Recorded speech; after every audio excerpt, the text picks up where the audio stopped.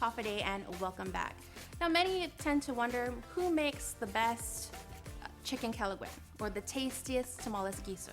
Well, Guam Food Tours is ready and willing to answer some of those questions. Here's more.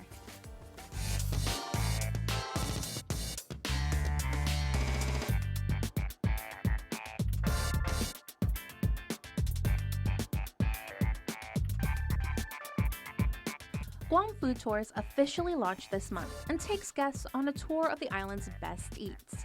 General Manager Leslie Travis says a vacation to Ho Chi Minh back in November of last year with partner Conrad Berg prompted the idea of Guam Food Tours. While we were there, we went on a food tour and we thought we should really have one of these on Guam.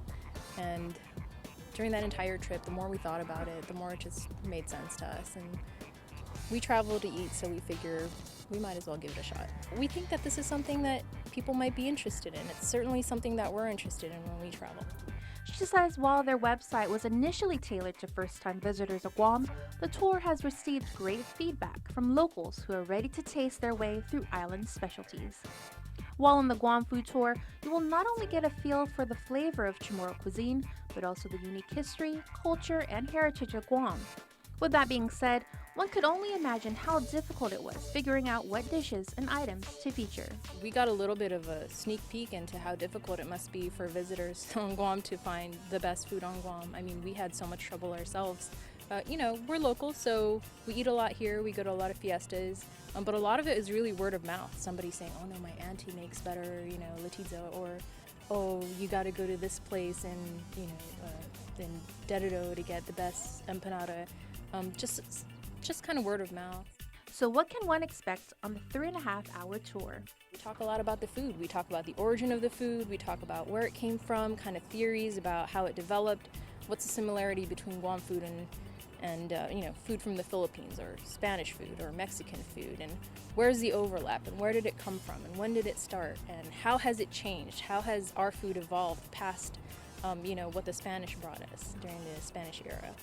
So that stuff has been really fun to learn about and fun to share. I think it's really important to kind of encapsulate and try to give people a glimpse into Chamorro food and what kind of floats our boat here. What are we into? What does our fiesta, like if we have a party, what are we serving? What do we think is good kelaguen? And so we want people to have that experience here on Guam. The afternoon tour started off with a trip to Sagan Katuran Chamorro, where we were treated to chicken kelaguen and tatizas and beef tinaktak. Both excellent. We then traveled to our next destination, Chamorro Village in Hagåtña, where we sampled a super tasty karumpika. To wash it down, a refreshing calamansi drink, which hit the spot. On to the next stop, Chodi Mart, where we picked up our next food item, tamales gisu, which we got to enjoy at the Asan Bay Overlook. We concluded the tour at Plaza de España in Hagåtña, where I devoured the best latiza I've ever tasted. It was an afternoon of delicious Chamorro food, culinary knowledge, and great company. And I highly recommend you bring cash with you. During the tour, you will have the opportunity to stop by gift shops and stores. If you would like to know more about the tour, or if you wish to book a date, head on over to their website at www.guamfoodtours.com. If you go to the website, it's beautiful. It was developed locally, actually, by Cara Flores Mays. Just wanted to name drop her because she did just an excellent job. We feature a lot of the food photos of a lot of the food that we feature on the tour. If you wish to book a large group or perhaps desire a specific tour, Travis says they can customize one for you. Those inquiries can be sent to guamfoodtours@gmail.com. You can also find them on Facebook, Instagram, and on Twitter. Going on a tour like this really kind of reintroduces you almost to your island.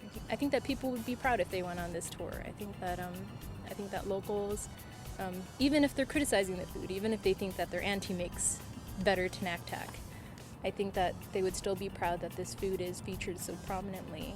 And I think that it's a reminder of how rich our culture is here on Guam, and how accessible it is, and how it is something that can be marketed. It is something that we should be proud of, something that other people want to see and want to try.